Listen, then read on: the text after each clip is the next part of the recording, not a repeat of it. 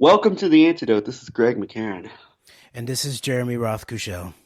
All right, Jeremy. Today, of course, we know we are recording live on Monday, January 21st. This is Martin Luther King Day. We are approaching the Martin Luther King Jr. Day. We are approaching the 51st anniversary of his obviously very untimely, tragic assassination, which is still, I think we'll talk about here a little bit, has had a number of very significant, not none positive in my mind, consequences on the state of affairs of our society in the 5 decades since. I'm going to hand the floor over to you for a little bit because I know you have a few things you want to say about this. I'll interject. I'll interject when at times as well, but I'm going to let you talk a little bit about what you're thinking about today with regards to this anniversary and the significance of it. Yeah, I mean, I think it's never been more timely to struggle with the nature of this history of the history of civil rights movement in the United States of America, but then specifically Martin Luther King Jr.'s specific legacy in relationship to connecting his moral concerns between his so-called domestic concerns in relationship to civil rights and economic justice to his, so-called international concerns, moral concerns that had to do much more with things like the way that potentially racism played out in foreign policy, but most obviously in relationship to what he might have called militarism and warmongering. And so I just direct folks to an interesting speech that he gave where he took on the three evils of society. And it was at the first and only National Conference for New Politics. And he basically says these are the three deadly sins that not only the United States but the West is struggling with and should struggle with.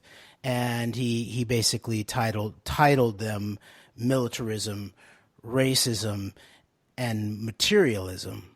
And so in the mix of that, the specific policy concerns he had to do with war, racism, and poverty, really. And this is what he was beginning to work on at the time, was bringing these concerns together. And so I think that in many ways this is, although we are have been maybe a little bit light on the area of addressing things like materialism, and in this day and age I'd like to maybe update that to consider not only the spiritual dynamics of materialism, which I think that King probably really was addressing also, but also the ecological, beyond the economic aspects and implications of materialism and organized greed, let's say. We are now obviously confronting things like potentially organized ecological chaos, catastrophe. And then just finishing up on that, I want to point people towards a really interesting interview that Dr. Kevin Barrett did with Dane Wigington from Geoengineering Watch. And Dane Wigington points out, first of all, there's a very interesting and very concerning analysis of the use of geoengineering worldwide that is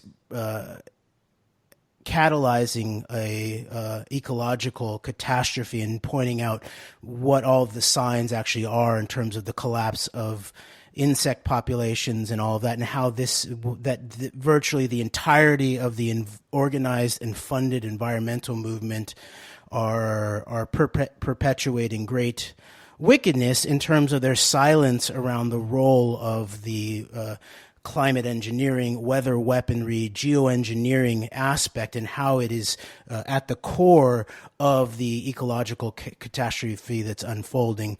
And then the other thing that he pointed out that I'd either forgotten about or never really maybe made the connection was that if you look at that list of the 7 countries, that infamous list of the 7 countries that General Wesley Clark exposed in terms of hearing about that in the weeks after September 11th in the heart of the Pentagon, Dane Wigington makes the assertion that those countries overall look like they were hit in the wake of September 11th in this 21st century period with 1-in-1,000-year type dry spells. And basically, it's interesting because you and I, Greg, were talking about how on Democracy Now! She was doing an analysis. There was one report that she did about how climate change had led to the Syrian civil war. And so if it is the case that there is actually weather weaponry being used as a part of this clean break program, basically, and the targeting of these countries that are perceived as Zionist enemies or Likud enemies of some sort, then this is a key piece to factor in here in terms of Syria, and it's not just about carbon dioxide in relationship to Syria, but about the architecture of constructed scarcity of water. And Dane Wigington and Kevin Barrett both discuss the idea that the Iranians apparently are aware of this and aware that they have been the target of this kind of weaponized geoengineering and have done things to try to push back or expose it in certain ways. So I think this is, in the 21st century, this part of dealing with the materialism crisis, which is not only spiritual but is also very physical, ecological, economic consequences to it.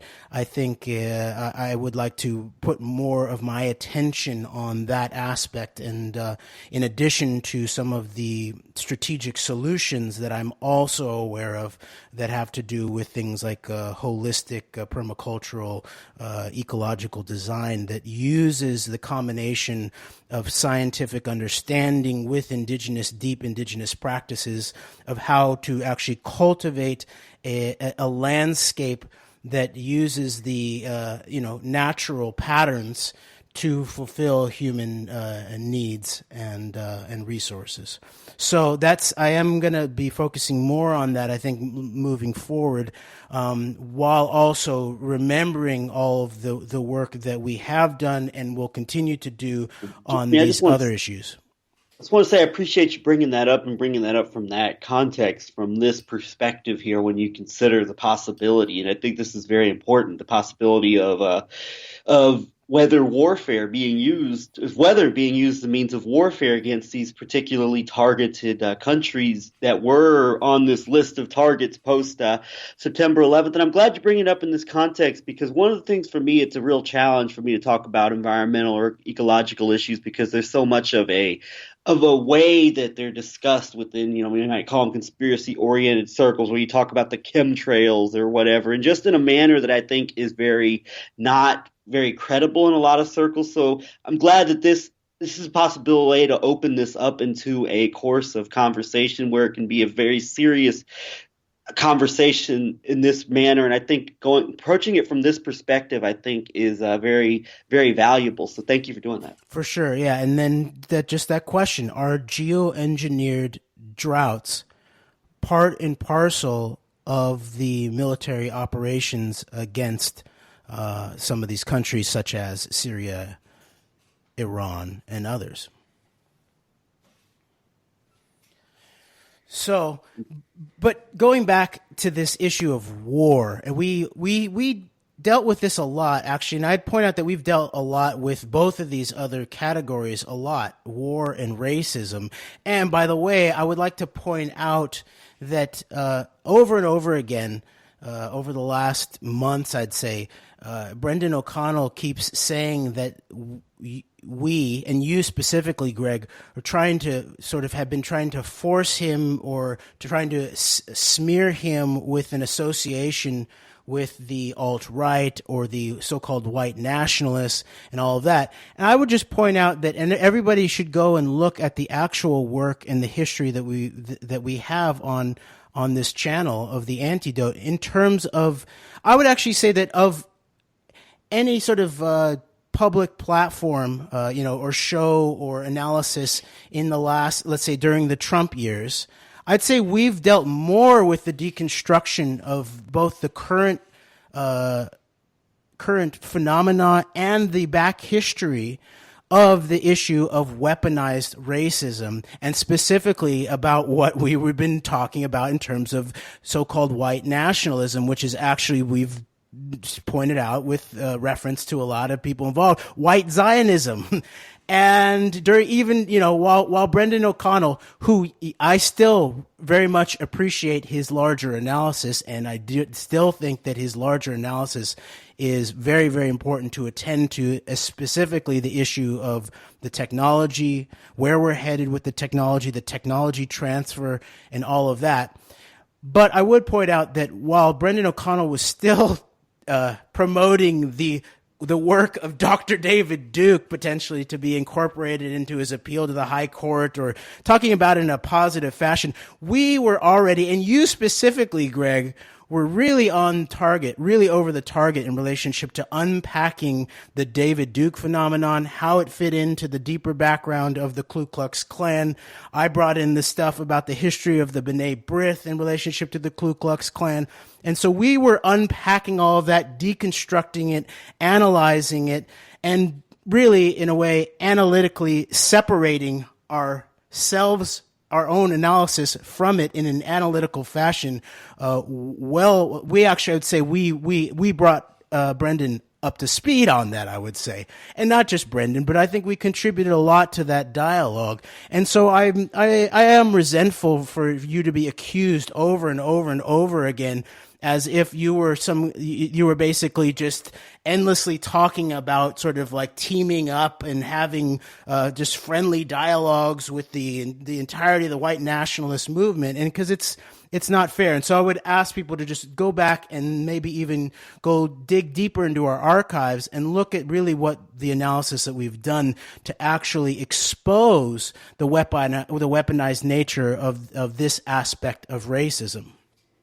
Thank you for that, Jeremy. Thank you very much for that. And another thing I'll point out about Brendan, and this is not to attack him. I mean, we're not, but another thing I'll point out is that while Brendan, I don't know if he's still affiliated or if he's still talking with I don't know if he's still in the whole Jeff Rentz circle anymore. For a time, he was doing almost weekly interviews with them. So in the process of the time when he's out there saying basically, I think slandering our name, saying that we are trying to affiliate with the white nationalists or the alt-right or whatever. I mean, Brendan was doing semi-weekly interviews with the person who runs a website that had for a time had a banner on the front page of the site basically saying to stop the Muslim invasion. And by the way, Jeff Rentz hosts the David Duke radio show on his network in addition to Stormfront Radio. So, I mean, I'm not into this whole guilt by association thing and denounce people. In some cases I am, but in most cases I'm not. And I'm not calling for Brendan O'Connell to denounce even this, but it's like in the process of this, I mean, you're calling us enablers or affiliates of white nationalism when, I mean, I do think it's a little hypocritical. And I guess right now I should set the record straight. Okay, we did a stream where it was we were doing the Talpiot talks for a period of time that were hosted by Joseph Davis, and Brendan was on a stream with this, and the topic of Patrick Little came up. And at the time, I was not very aware of who Patrick Little was, much less the depths and the extents of the very problematic nature and likely very controlled nature in terms of being some type of agent or provocateur, the nature of his discourse and the kind of talking points he was putting out. And I did mention that maybe it would be worthwhile to have some type of dialogue with someone like that, not really aware of what someone like Patrick Little represented. And I also, when the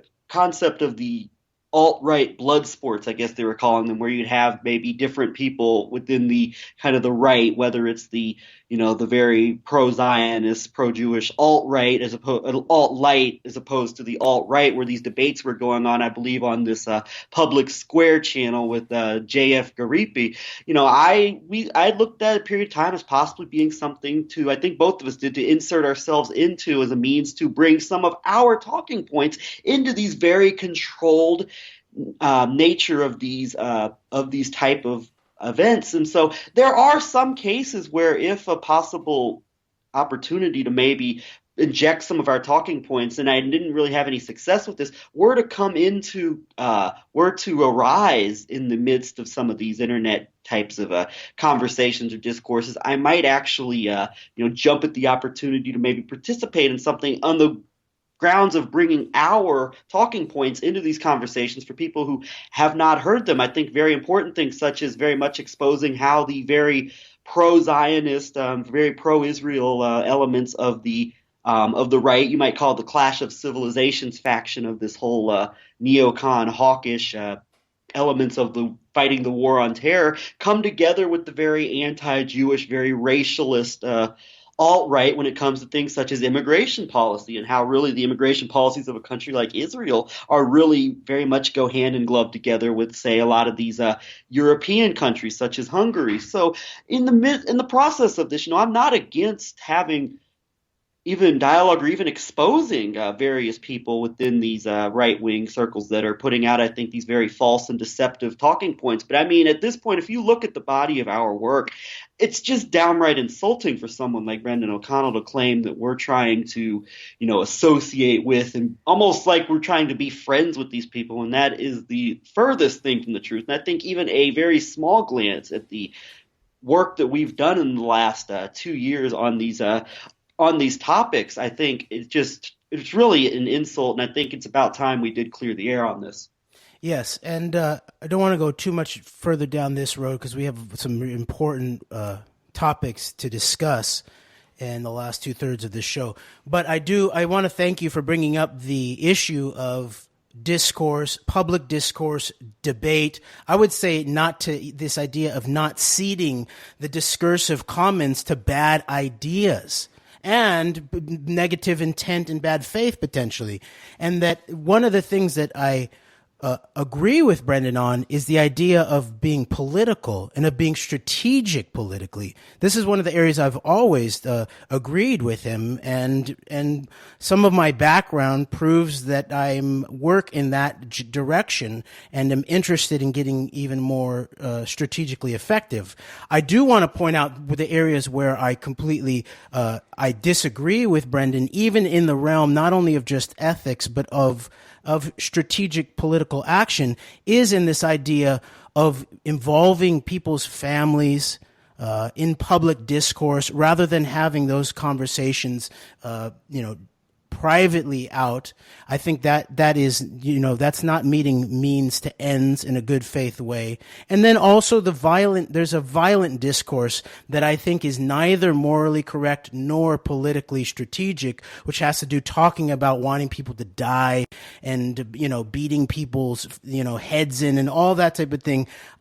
I believe in the idea of anger and wrath. Wrath is a very powerful spiritual quality, actually, and it needs to be channeled really, really intensely. And I would remind of the words of the Essenian Palestinian, Yeshua, about the idea of being not against, people, but against spiritual wickedness in high places. And that is the kind of political speech that we really need to focus on, okay? And so I do agree with this idea of being politically strategic and thinking, and not to get and to really work to not get caught up in pig pens of political crap that can easily get smeared on you. And at the same time, as we've pointed out in terms of our show about the idea of the importance of debate and public discourse, that part of being politically effective and strategic is, if we're actually going to win the day here, we are going to have to win the debate here. And in order to win the debate here, we need to be willing to have the debate, even with people who we believe are not operating in full good faith, and whose maybe potentially ideas and or arguments we actually believe are highly negative, weaponized, all of these kinds of things. I would almost say that in a certain way, those are the most important ideas for us to destroy on the battlefield of intellect and ideas. And I would say that, that is, we keep on making the argument here at The Antidote that is the foundation of our political strategy or our political platform that we are, putting forth, is that politics at its root starts with those kind of rights and principles that are protected under the First Amendment to the U.S. Constitution, which has to do with speech, broadcasting, press, assembly, gathering together, whether it's digital or in person, but also of religious conscience and ability to and right to associate, and I think we put forth that good public analysis and strong political discourse is the fundament of any reasonable, moral, rational political program. And then on top of that, then let's get seriously, logistical and strategic in terms of what we want to do and how we want to go. And I would say that I understand the idea of the rush, of the sense of that we were running out of time in certain ways. And this is across the board. There's a certain amount of, we don't have endless time to figure this out. And so more and more we do need to focus on the kind of political analysis and political action that will get us where we need to go. So, yeah, Jeremy, I absolutely agree with you. And I wanted to mention in the context of the spirit of the kind of discourse that you're talking about, I think is very much, this is one of the reasons why I think that we're very, why we appreciate someone like Dr. Kevin Barrett so much, is that, he very much has his biases based on his worldview being a Muslim, and particularly within the sect of, say, the Islamic faith that he is affiliated with. But he's very, very, as much as anybody I've ever seen, devoted and dedicated to the idea of true intellectual discourse and debate and dialogue and free. And another person I would put in that category would be Timothy Kelly from Our Interesting Times, and he's very similar in his he has a very conservative Catholic bias, but it doesn't stop him from allowing a diverse range of voices to come on his program and talk about very diverse amount of topics, and I think in a very constructive and a very enlightening format. And I would also throw in, despite certain disagreements I have with him, I would put Adam Green of No More News in there. I think he's been very good at having a wide range of, having a lot of voices on his program and his podcasts and live streams to discuss various topics. And I think in some ways, I think that it's very that. Honestly speaking, though, I like the way people like Kevin Barrett or Tim Kelly go about this. I think this is the kind of way to approach these kind of intellectual discourse debates, and I think it's the very true nature of what that Rothschild City of London publication, the Financial Times, would call, tries to falsely claim is without fear or favor. And so I think that, maybe we could try and take back that quote and try to really apply it to some of the types of discourse we look to have in the future here on this program. Do you have any further thoughts before we get back into the meat of what we're going to cover here in the second half here? Just that I am interested in further exploring and laying out how to match this idea of these discursive, the creation of these productive discursive commons to specific political strategic action, and how we go ahead and do that. So, yeah, and so then moving into this other topic that's also related to King, that has to do with his when he began to speak out against war, specifically the Vietnam War. And we covered it a good amount, I believe. We pointed out over and over again that this speech that he gave, where he publicly really came out against the Vietnam War in a major way for the first time at Riverside Church, I believe, in in Manhattan or in Harlem, I can't remember, was exactly 1 year to the day before he was assassinated. So 67, April 4th of 67.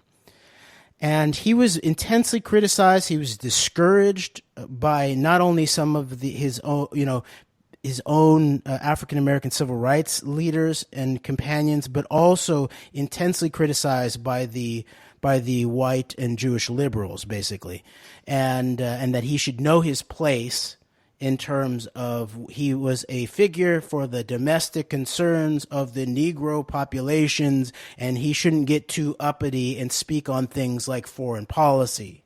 That was going to be left to the guys who inhabited, the National Security Council.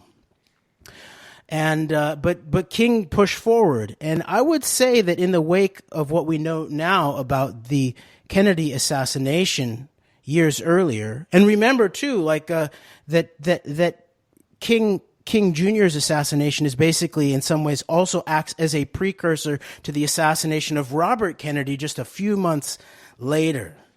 That think that we begin to see the confluence of very specific interests that bring together certain very specific Israeli-centric Zionist power configuration, organized by Jewish power networks within the United States, combined with very specific what's obviously known as the military-industrial complex, but very specific sets of that. And I think what we see is a continual unfolding of this very specific confluence of interests. And we'll put this aside for now, but there is this question about whether, in a similar way about the issue of the Iraq War and oil, where I believe that we, helped to bring together the analysis of the energy oil interests and the Israel Zionism interests in our show about the Iraq War for oil for Israel. I think that you can see similar types of things in terms of the analysis of the assassination of President Kennedy in 1963, where you have the Vietnam War explanation, where it was all about the Kennedy's intent, a little bit more behind the scenes, but also included in National Security Memoranda 263 in terms of intent to de-escalate U.S. involvement in Vietnam over the next couple years. And more, there's evidence that is the case. And so that sort of, to me, is the Iraq war for oil explanation. And then much more controversial and suppressed, especially over the decades, was the explanation of that's really put forth most, comprehensively in Michael Cullen Piper's book, Final Judgment, that the sort of strongest motive, the major organizing motive of the Kennedy assassination had to do very much with Israeli intent in terms of the production of nuclear weapons in their just burgeoning nuclear weapons program, and potential pushback by President Kennedy on that program specifically. And in a larger context, the idea of pushing back against the Israel lobby by both Kennedy brothers, and so I think that both of these things are part and parcel. I think looking into the Robert Kennedy assassination, we've done a show a little bit about that was actually about Professor Tony Hall's situation. We also talked about Laurent Guyonneau and Christopher Bolin articles that had to do also with the Robert Kennedy assassination. And I think you can begin to see such things as what is the background of General Dynamics, one of the key military contractors deeply involved with Lyndon Johnson, Texas politics, Vietnam, but also very much related to Zionist politics, Jewish power in the United States of America, the Crown family, the Aspen Institute, who owned the hotel where Robert Kennedy was murdered, and was it just a coincidence that it was blamed on an angry Palestinian man? So there's all of that, and I think that what we see in terms of Martin Luther King Jr. is, I think we see some very a confluence of interests, and it's very obvious that amongst the sort of mainstream political set in this country, King's public opposition to the war in Vietnam has been a third rail of some sort, in terms of they want to keep it as basically just this is just about civil rights, and this is about, let's do a service project and not deal with the actual deep truth here. But even beyond that, and I think that we did some work towards trying to rectify this situation in some of our recordings last year in 2018, is the question of Zionism and Zionist intent, and King's potential relationship with the growing relationship with not only solidarity with the people of Vietnam, but the people of Palestine.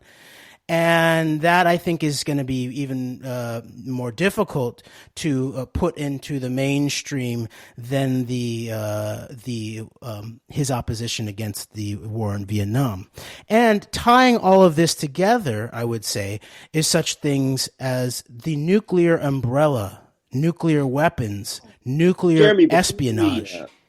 I just want to say before we get into this, before we get into some of this history here that that you're going to break down here in a few minutes, I wanted to say, with regard to finishing this topic here of the assassinations of the 60s and what you're pointing out here. And it is interesting you mentioned, first of all, that you have this Vietnam War, public opposition to Vietnam, as kind of being a third rail within mainstream society. And I think that's very true. And also, it is interesting, though, if you watch things like, if you follow progressive media, if you follow, say, outlets such as Democracy Now! And similar outlets, that they very much will emphasize things like MLK, the earlier speech you talked about of the three evils in our society, and mixing in and bringing together the struggle at home, as far as with civil rights, and domestically with the struggle of those who are basically suffering, who are basically under the foot of U.S.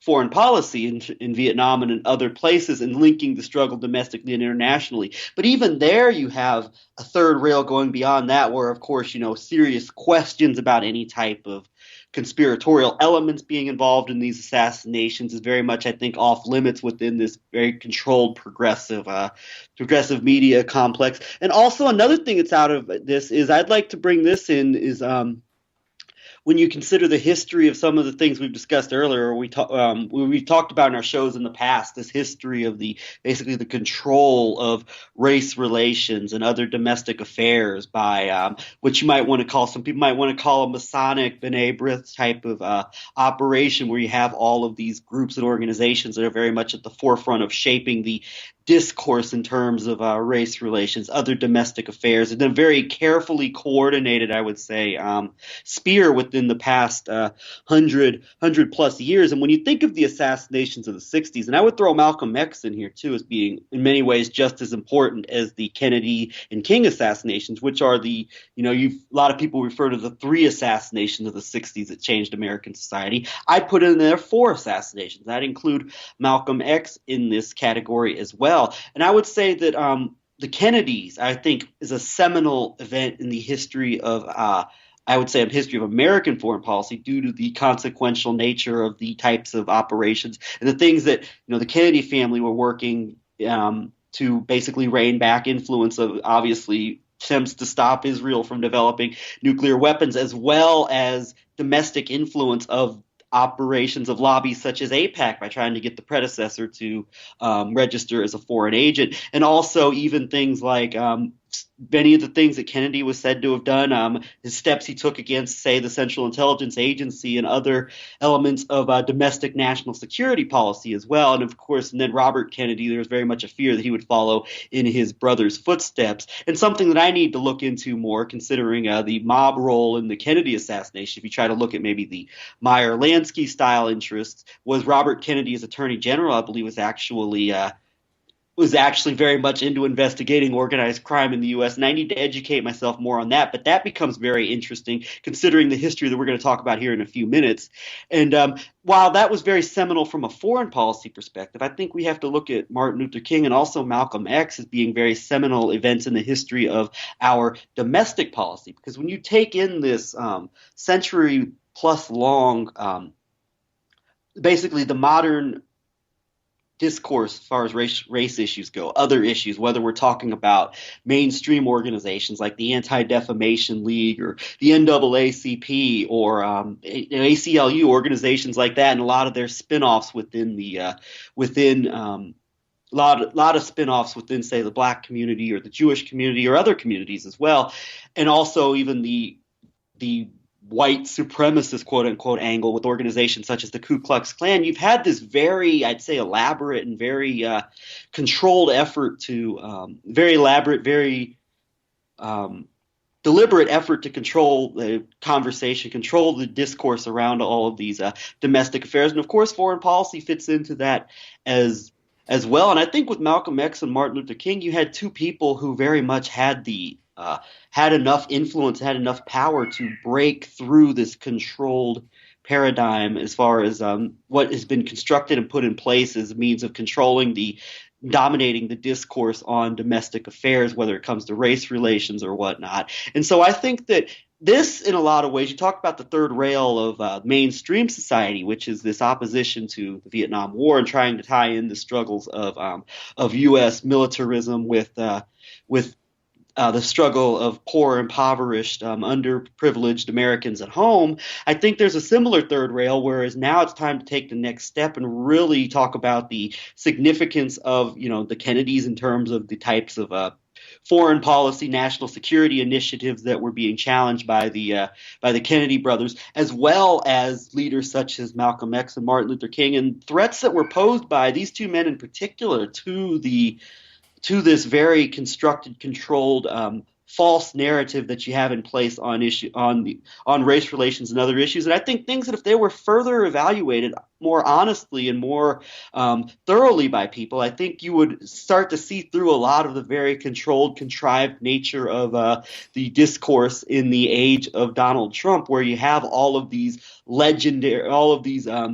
classic controlled entities, whether it's the alt-right and the KKK flashbacks and the influence and the images it evokes of things such as the Ku Klux Klan and the activities of the 1900s, or the other side where you have a lot of these very controlled racial, more leftward, progressive, controlled nature of discourse and debate when it comes to the other side of when it comes to things such as civil rights and solidarity with minorities in this country and in our society. So honestly, I look at these events, the Kennedys from a foreign policy perspective, King and Malcolm X from a domestic policy perspective, as being very seminal events in our history. And I think that it's time to really begin. I hope programs like this can start to change and maybe add to the discourse when we talk about these very important events and what they actually appear to represent.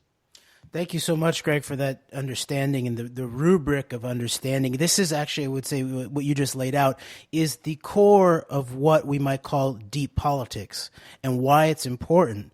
Because not only symbolically in terms of the way that these four assassinations that you've laid out, they represent such a deep aspect in terms of some of the organic uprising and dealing with significant problems in the U.S. context that have major global implications, obviously, to millions, if not billions, of people's lives.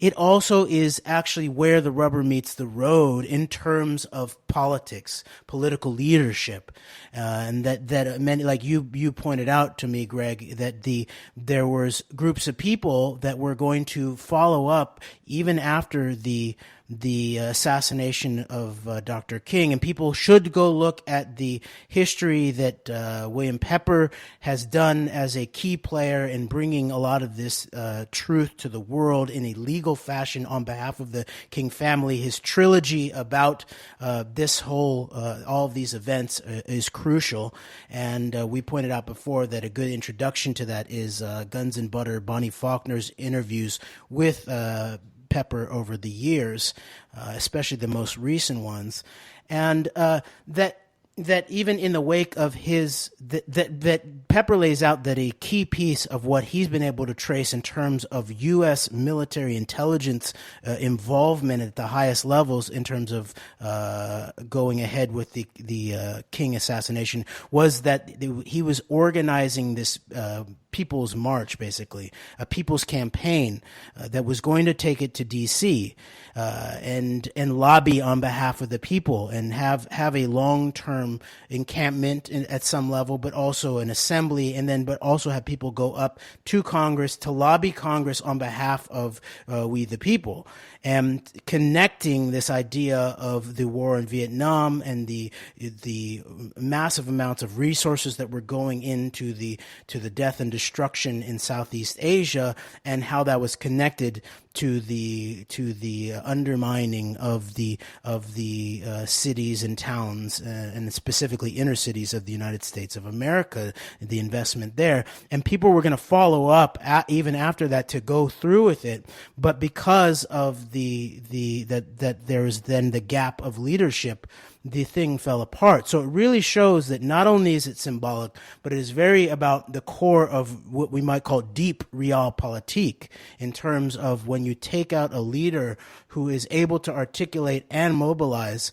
it really does, not only is it collectively traumatizing at some level, but it really logistically disrupts or movements in a certain direction, in a positive direction, let's say, in a very visceral and immediate way. So thank you for laying that out, Greg. And and I would go for it. Finish this one last point on this topic here before we really get into our last part of the show here is when you think about that, and you mentioned the I believe Martin Luther King was preparing for a mass war on poverty that would mass march on Washington that would coincide with a bigger war on poverty that was being planned in the last year or so of his life. And once King was assassinated, there was a rally that was put together in D.C. by some of King's supporters. I believe Ralph Abernathy was heavily involved in this, and it was a massive failure. It was cracked down, and there was no. Unfortunately, made very little headway, as it was pretty much stopped at the neck before it really got any type of traction going. With Martin Luther King being alive for an event like that, there's no way that it would have that would have been a massive success, because you would not have been able to silence that message as effectively as unfortunately it was when his some of his allies and people who followed in his legacy attempted to march on DC, and whether that was designed to fail, I don't know. I don't have enough knowledge on that. But one more thing also is that, unfortunately, with the assassination of someone like Martin Luther King, it paved the way for the likes of Jesse Jackson, who William Pepper, I think, has put out enough evidence to point to as a primary type of suspect, or at the very least conspirator, in the events leading up to and the actual assassination of Martin Luther King, where now you get the very ambulance chasing style of racial politics as very much exemplified by people like Jesse Jackson and Al Sharpton and many others in the Black community. So I would point that out as well. And so if we can maybe try to start getting back to some of these in breaking down that history as well. So I just want to throw that in there. Yeah, thank you for doing that, because that reminds me, I just saw, before we started talking this morning, Greg, I saw the video of King. I'd never seen it before, of the speech that he gave the night before his assassination. And what's interesting, it's a very prescient. It's, almost could be prophetic, but it also could be that he knew, there was word that there were threats on his life. And he basically says, look, of course I'd love longevity, a long life. People want a long life, but he's like, there's bigger things, and mine eyes have seen the glory, and, I may not get there with you. And so there's a certain determination, or almost even like a spiritual resignation that you can see in him. But what I notice in relationship to what you're talking about, this question about Jesse Jackson, and I've had my own personal encounter with Jesse Jackson at Occupy LA that we could talk about another time, that you see King when he says, I fear no man, he says, and he looks specifically, it looks like he's looking at someone or a group of people very specifically out to his right. I fear no man. And so I wonder whether he was looking at a group of people that might have included one Jesse Jackson, but I guess we won't know. But thank you for bringing that forward, Greg. Yeah, and that's a topic for the future to kind of look into the significance of something like that, as well as the whole politics of William Pepper publishing in one of his books a letter from a recommendation from Strom Thurmond, Mr. Segregation in the United States Senate to Jesse Jackson when he went to Chicago, and the possible implications of that as it relates to the primary role of what is known as the Dixie Mafia in the King assassinations. That's another topic for another time, but something to something that I think we can probably revisit in the future. So anyhow, I guess last 13, 14 minutes here, we should really get into this final topic we have. Well, yeah, I'm not sure we're going to actually be able to make it into what we had planned in terms of we were going to do a deeper dive on things like the history of the mob, the Eurasian organized crime in relationship to Mogilevich and Eastern Europe, and the connections between Israel and Russia and Maxwell. But I think we might have to put that off for either next week, or we have begun talking about doing an additional, sort of more less formatted hour-long conversation. So maybe we'll do that later in the week or something like that. So because I think we still have to go in and finish up this question about nuclear weapons and Israel and how this all ties into that exact era of Kennedy and King that's still on the table here. So I do want to dive into that, and we'll see where we get to. But I do think that idea of bringing in the question of the mob, it's always there on the ground in relationship. That, of course, is what the deep state is. I will remind people again, the intersection of so-called national security apparatus, i.e. intelligence organizations, including military intelligence organizations that have the fixed point structurally, institutionally be able to plan and pull off these kind of deep events such as assassinations, terrorism, and often blame it on someone else. But then the underlings, at least in history, the underlings, the people who would do some of the dirty work, were the people who had their history of already getting their hands dirty, i.e. the underworld, the mobsters, the mafia, the organized criminals. And of course, we see that, someone like Meyer Lansky is the perfect example of that, who ties a lot of this together, especially in relationship to this era of the 60s, and specifically U.S., Israel, and then obviously aspects of the then Soviet sphere. So there is that. And then last thing in terms of this question of King and the Vietnam War and all of that, I would just urge people to look at or go look at a show that we did in the fall of 2017. I think it was actually in the wake of the Las Vegas shooting, in the context also of the publication of this documentary by Ken Burns about the Vietnam War, and we went into that a lot because I just ran in over the weekend to the now coffee table glossy book that is the companion to that documentary series that was broadcast on PBS. As a big event, and although although I don't think they go really deeply into this or barely touch upon it in the actual documentary itself.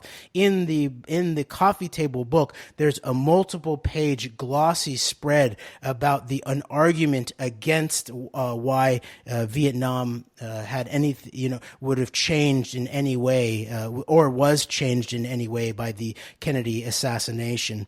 And so I think that that argument is still relevant. Even people like Ryan Dawson, who are very big and credible proponents for the Israel nuclear program, Michael Collins Piper hypothesis of motive, and correctly so, have said that they think that they've looked at the Vietnam thing and it doesn't it's not true. And I think they're dead wrong, and I think it's part and parcel of this larger network that you also laid out, Greg, that touches not only in terms of Israel U.S. military industrial complex, but also some of the highest levels of U.S. intelligence, which would include people like the Dulles and all of them. Yeah.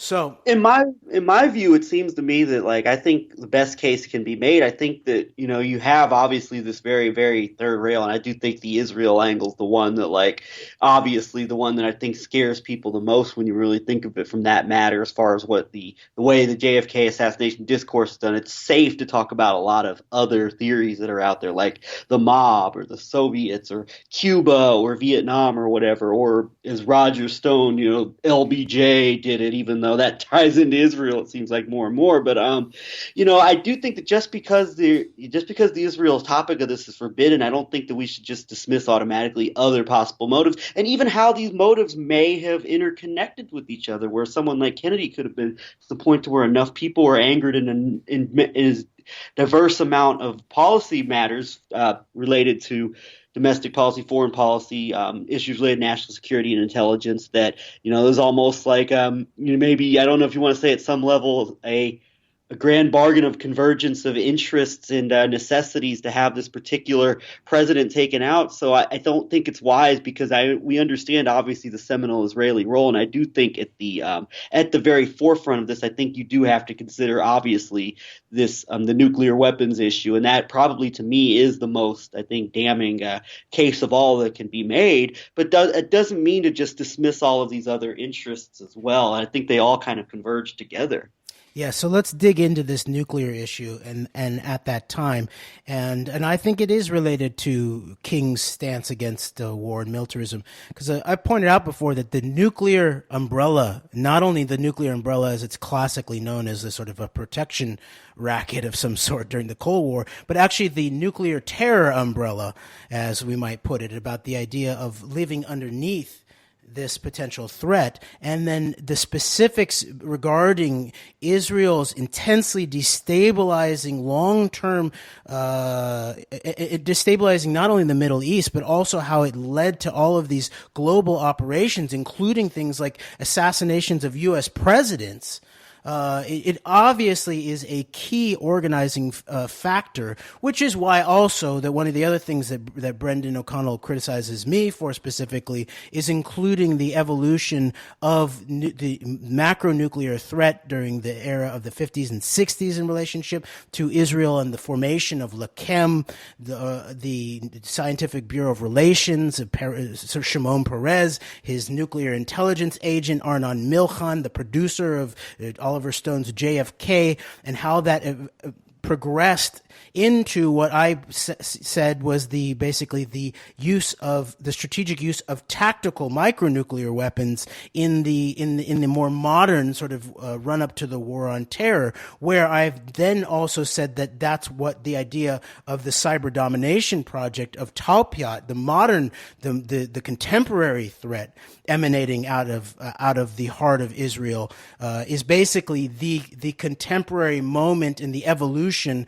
of this long-term Samson option nuclear threat in many ways. It's a cold nuclear threat. And so the Samson option, so this is where I want to get into this, is Seymour Hersh's book, The Samson Option, which we won't have enough time to go into the aspects of where he dealt with aspects of Robert Maxwell and how it related to Mordechai Vanunu, the Israeli nuclear whistleblower, and all of that. It does on page 93, chapter 8 of the copy that I have digitally, A Presidential Struggle.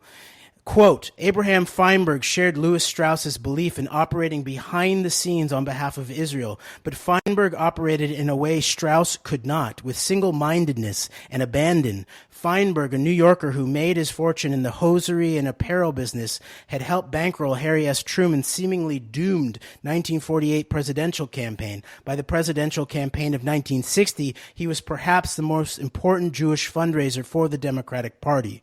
There was nothing subtle in his message. The dollars he collected were meant to ensure continued Democratic Party support for Israel. Unquote. And then it goes into the whole history here in relating to Dimona and the Israel Bond Organization and some of his friends, and how he worked with Ben-Gurion and Shimon Peres, and how there was pushback from Kennedy and then John McCone as Kennedy's director of Central Intelligence, and they firmly opposed the Israeli bomb.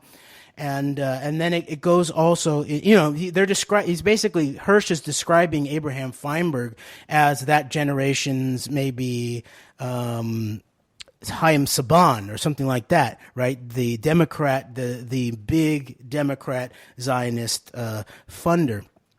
And then it goes into this question about the 1948 elections. And so I just want to transfer over about this question because Hirsch portrays it as sort of a covert history that's not well documented, but that he says that after Truman recognized Israel, then there was this offer from Feinberg to bankroll his campaign and his whistle stop tour. But if you go then to, as we've talked about before, to the foreword to Israel Shahak's very important book, Jewish History, Jewish Religion. This is the man also who I believe translated the Oded Yinon plan.